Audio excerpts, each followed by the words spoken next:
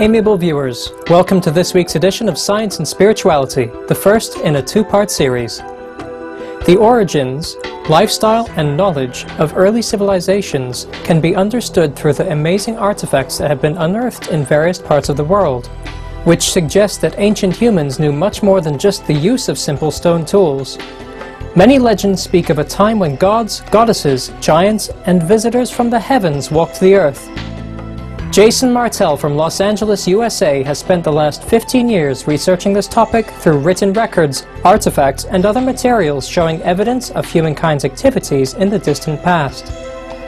Mr. Martell is one of the world's leading researchers and lecturers on ancient but seemingly advanced technologies, as well as early civilizations' interactions with beings or extraterrestrials said to have descended from the skies. He is the author of Ancient Alien Artifacts, Visual History of Ancient Astronaut Research, and Knowledge Apocalypse, Ancient Astronauts and the Search for Planet X.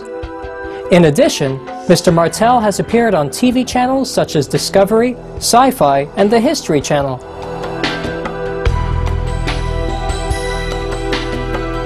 A lot of the artwork going back thousands of years to petroglyphs, various carvings, wall reliefs, depict beings coming down from the heavens and interacting with ancient man. Now, modern academia looks at these and says it's mythology. It's man's way of trying to understand his place in the universe. But it seems like ancient man went to great lengths to convey a lot of this information by showing wall reliefs, drawings, and depictions of certain events where beings were coming down from the heavens, usually on some type of a craft. The Sumerians, modern-day Iraq, 6,000 years ago, Mesopotamia, Babylon, the original civilization there, Sumer, has a lot of interesting similarities with our modern Bible. The stories of Adam and Eve, Noah's Ark, giants upon the earth. All of this information is told in Sumerian epics that are recorded in stone and are still unchanged to this day. So I think that ancient man went to great lengths to convey a lot of the sacred information that today we struggle to understand as mythology. That word mythology is interesting. The Greek word comes from mythos. And mythos actually meant knowledge that's held to be true and sacred among kings and priests and passed down as sacred knowledge. Since the Sumerian epic, which is around 6,000 years ago, there have been various advanced cultures who have either had some type of influence by beings from the heavens or had access to some type of lost knowledge. Some of that would include being able to build monuments that are astronomically aligned to certain constellations. As an example, one of the pyramids in South America is designed to represent this god Kukulkan, the serpent god in the form of a snake. The Sumerians are credited with having the world's first sophisticated writing system and a deep understanding of science, mathematics, and agricultural technology, along with a highly developed society ruled by priest kings.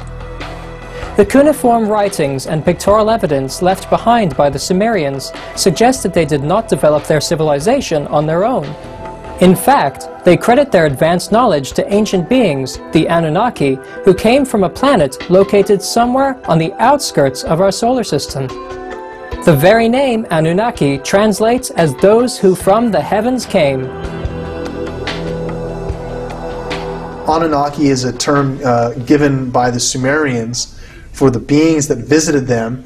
Just like in the Bible it says there were once giants upon the earth. The Sumerians seem to be living in an epoch of time that the Bible is referencing, where they literally lived amongst their living gods called the Anunnaki. And the Anunnaki said that they came from not just heaven, but another planet within our own solar system. This planet they called Niburu, stands for Planet of the Crossing. And this is a very interesting coincidence that 4,000 years before Jesus on the cross, the Sumerians depict the Anunnaki as coming from a glowing cross in the sky. The depiction of this planet was a glowing cross. So there's a lot of interesting religious overtones and similarities for how the Anunnaki and the Sumerians interacted and how that knowledge has been told over time in its now condensed form of biblical tales in the New Testament. What ultimately became of the Sumerians and Anunnaki? Mr. Martell's research has unearthed some possible answers. One of the interesting things of the Sumerian culture is to understand where did they actually go, what happened to them. And it seems very possible that, as far-fetched as this might sound, there were ancient nuclear wars that took place in the Sinai Peninsula. And this is an area where we know that the Anunaki and the Sumerians were setting up their civilization, at least from their accounts in the texts that they've left us.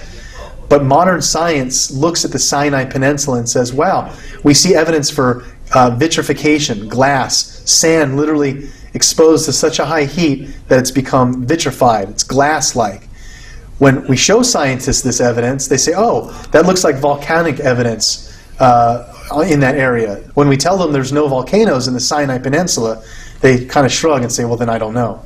So a lot of the stories clearly explain that the Anunnaki, in their own squabbles between different family clans, eventually had a nuclear war against each other, and that was the reason they and pretty much left everything in turmoil.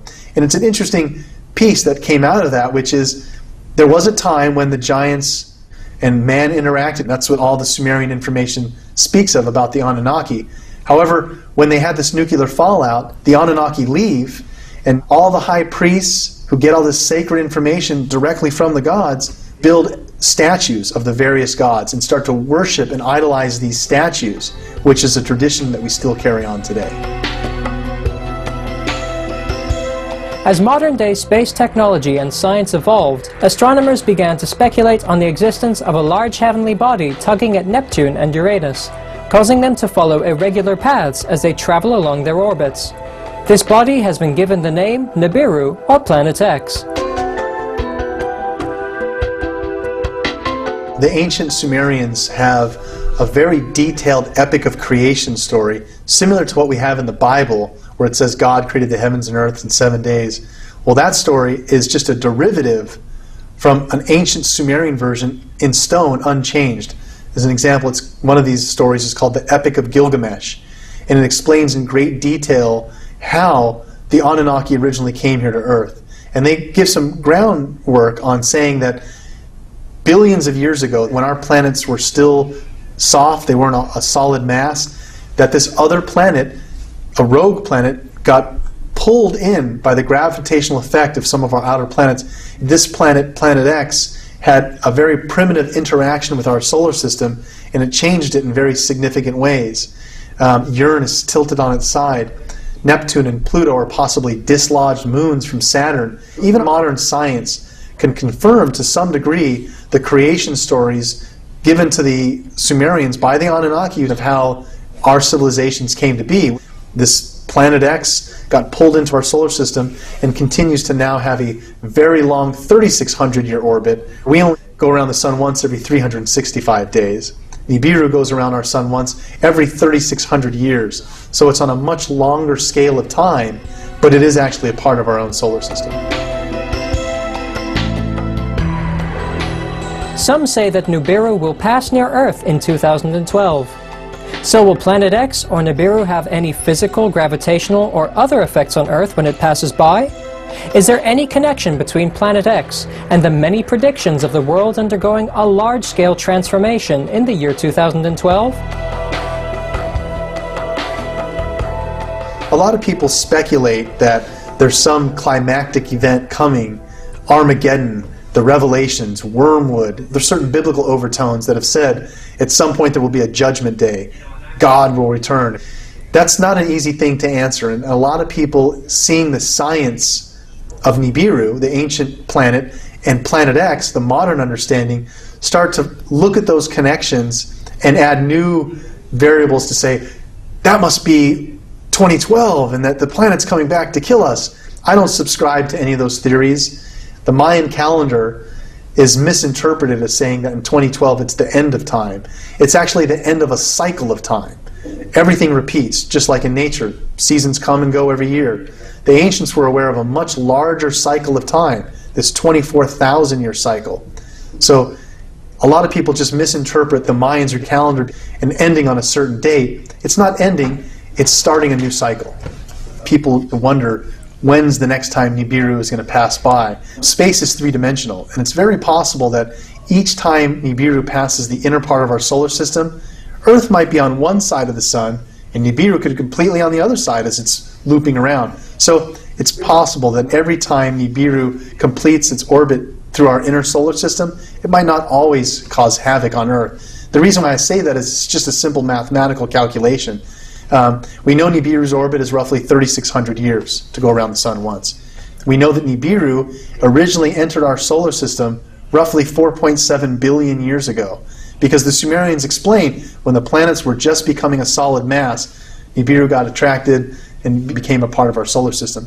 So if we take 4.7 billion years, the time when it initially came into our solar system, and divide it by 3,600, which is how long it takes to go around once, Nibiru has already looped through our solar system over 1 million times. So maybe not every time it completes an orbit, it's going to have gravitational effects here on Earth.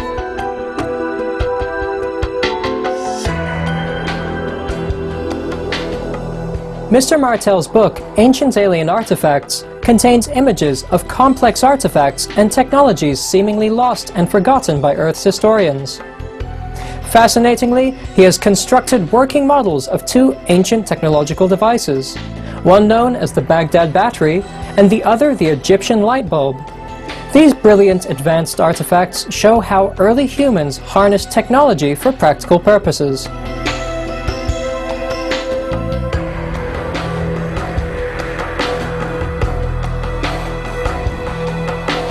Please join us again next Monday on Science and Spirituality for the conclusion of our interview with Jason Martell, when he will discuss these amazing technologies with us and other topics. For more information on Jason Martell, please visit www.xfacts.com. Books and DVDs by Mr. Martell are available at the same website. Thank you for your company on today's program. Coming up next is Words of Wisdom after Noteworthy News, here on Supreme Master Television. May Heaven's guiding light always be present on our planet. For more details, please visit www.suprememastertv.com/SS.